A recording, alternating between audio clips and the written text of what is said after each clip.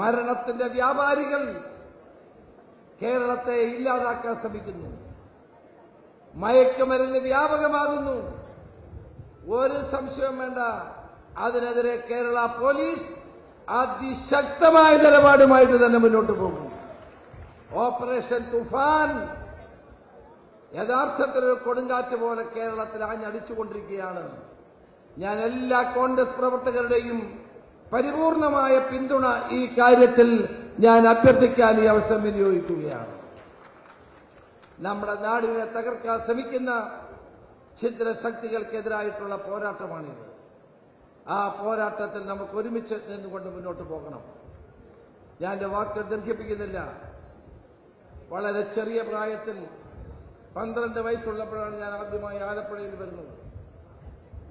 അന്ന് മുതൽ ഇന്ന് വരെ കാണുന്ന എന്റെ മുന്നിൽ വന്നിട്ടുള്ള ഓരോ പ്രവർത്തകനോടും എന്നും സ്നേഹവും വാത്സല്യവും ആർദ്രതയും മാത്രമേ ഞാൻ കാണിച്ചിട്ടുള്ളൂ. കടന്നുപോകുന്ന വഴികളിൽ ഞാൻ ആരെയും തള്ളിപ്പറഞ്ഞിട്ടില്ല. എന്നോടൊപ്പം പ്രവർത്തിച്ചിട്ടുള്ള ഒരാളെ എന്നെ പലരും തള്ളിപ്പറഞ്ഞെങ്കിലും ഞാൻ ഒരിക്കലും ഒരു പാർട്ടി പ്രവർത്തകരെയും തള്ളിപ്പറഞ്ഞിട്ടില്ല എന്നുള്ളത് ഇവിടെ നിൽക്കുന്ന എല്ലാവർക്കും അറിയാം. രാഷ്ട്രീയത്തിൽ ഉയർച്ചകളും താഴ്ചകളും ഉണ്ടാകും. പക്ഷെ അതൊന്നും നമ്മളെ മനസ്സ് മടുപ്പിക്കാൻ പാടില്ല. നമ്മുടെ ലക്ഷ്യം ഇന്ത്യൻ നാഷണൽ കോൺഗ്രസിനെ മുന്നോട്ട് നയിക്കുക എന്നുള്ളതാണ്. ഞാൻ DCC പ്രസിഡന്റിനെ അഭിനന്ദിക്കുന്നു. ഈ ജില്ലയിൽ തുടർച്ചയായ 3 തെരഞ്ഞെടുപ്പുകൾ, പഞ്ചായത്ത് തെരഞ്ഞെടുപ്പിൽ, മുമ്പ് നടന്ന പാർലമെന്റ് തെരഞ്ഞെടുപ്പിൽ ആലപ്പുഴയിലും മാവേലിക്കരയിലും കോൺഗ്രസിനും UDFനും ഉണ്ടായ വിജയം ചെറുതല്ല. KC വേണുഗോപാലും കൊടിക്കുന്നിൽ സുരേഷും ഉജ്ജ്വലമായ വിജയം നേടുകയുണ്ടായി. പഞ്ചായത്ത് തെരഞ്ഞെടുപ്പ് നടത്തിയത് DCC ആണ്. ജില്ലാ കോൺഗ്രസ് കമ്മിറ്റിയുടെ അധ്യക്ഷൻ ബാബു പ്രസാദ്. അധികാരത്തിന്റെ പിന്നാലെ പായുന്ന ഒരാളല്ല ബാബു പ്രസാദ്. സ്ഥാനമുണ്ടെങ്കിലും ഇല്ലെങ്കിലും പാർട്ടിക്ക് വേണ്ടി അചഞ്ചലമായി നിന്നുകൊണ്ട് പ്രവർത്തിച്ച ഒരാളാണ് ശ്രീ ബാബു പ്രസാദ്. ബാബു പ്രസാദിന്റെ നേതൃത്വത്തിൽ ഈ ജില്ലയിൽ പഞ്ചായത്തുകൾ ഓരോന്നും പിടിച്ചെടുത്തു. ചേർത്തല ഒഴിച്ചുള്ള എല്ലാ മുനിസിപ്പാലിറ്റികളും ജയിച്ചു. ഉജ്ജ്വലമായ പെർഫോമൻസാണ് കാഴ്ചവെച്ചത്. നിയമസഭാ തെരഞ്ഞെടുപ്പിലും ഞാൻ അടക്കമുള്ള 6 MLA-മാരുടെ വിജയത്തിന്റെ പിന്നിൽ ബാബു പ്രസാദിന്റെയും ആലപ്പുഴ DCCയുടെയും അകമഴിഞ്ഞ പിന്തുണയുണ്ടായിരുന്നു എന്ന് ഞാൻ പറയാൻ ആഗ്രഹിക്കുന്നു.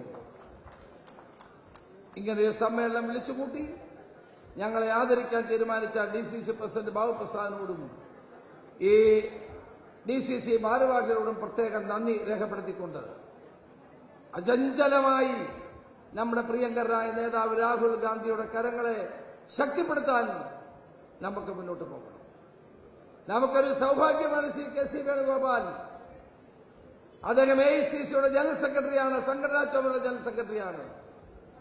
MP എന്ന നിലയിലും കേന്ദ്രമന്ത്രി എന്ന നിലയിലും 3 തവണ ആലപ്പുഴയുടെ MLA എന്ന നിലയിലും അദ്ദേഹം നടത്തിയ പ്രവർത്തനങ്ങൾ ആലപ്പുഴയിലെ കോൺഗ്രസിന് മാത്രമല്ല കേരളത്തിലെ കോൺഗ്രസിന് തന്നെ അഭിമാനിക്കാവുന്ന നേട്ടങ്ങൾ ഉണ്ടാക്കിയിട്ടുണ്ട്. വേണുവിന്റെ പ്രവർത്തനങ്ങൾക്ക് ദേശീയ തലത്തിൽ തന്നെ അംഗീകാരങ്ങൾ നിരവധി ലഭിച്ചിട്ടുണ്ട്. വളരെ ബുദ്ധിമുട്ടുള്ള സാഹചര്യങ്ങളിലും കോൺഗ്രസ് പാർട്ടിയെ, നമ്മുടെ നേതാവ് രാഹുൽ ഗാന്ധിയെ ഒപ്പം നിന്നുകൊണ്ട് പാർട്ടിയെ കരുത്തുള്ള പ്രസ്ഥാനമാക്കി മാറ്റാൻ അദ്ദേഹം നടത്തുന്ന പരിശ്രമങ്ങളെ നമ്മൾ ചെറുതായി കാണാൻ സാധ്യമല്ല. ഞാൻ എന്റെ വാക്ക് നിർത്തുന്നു.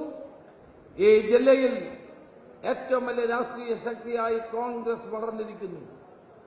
CPM തെറ്റുകൾ മനസ്സിലാക്കണം, CPM തിരുത്തണം. പക്ഷേ അവരുടെ പല പ്രസ്താവനകളും കാണുമ്പോൾ അവർ തിരുത്താനല്ല, കൂടുതൽ അപകടത്തിലേക്കാണ് പോകുന്നത് എന്ന് മനസ്സിലാകും.